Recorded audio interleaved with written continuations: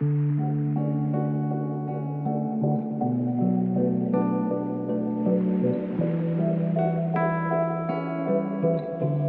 7. The Teaching of the Ancestors. Some Pharisees and teachers of the law who had come from Jerusalem gathered around Jesus. They noticed that some of his disciples were eating their food with hands that were ritually unclean. That is, they had not washed them in the way the Pharisees said people should. For the Pharisees, as well as the rest of the Jews, follow the teaching they received from their ancestors. They do not eat unless they wash their hands in the proper way, nor do they eat anything that comes from the market unless they wash it first.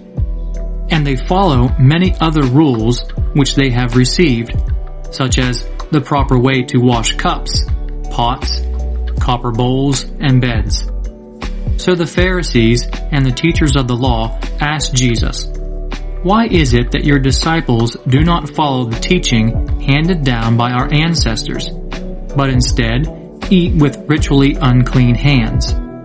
Jesus answered them, "How right Isaiah was when he prophesied about you. You are hypocrites, just as he wrote.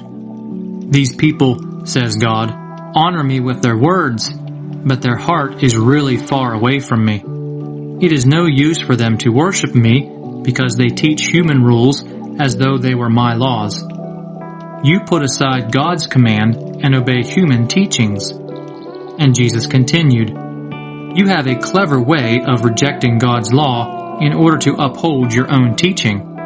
For Moses commanded, 'Respect your father and your mother, and if you curse your father or your mother, you are to be put to death.' But you teach that if people have something they could use to help their father or mother, but say, 'This is Korban,' which means it belongs to God, they are excused from helping their father or mother. In this way, the teaching you pass on to others cancels out the Word of God. And there are many other things like this that you do.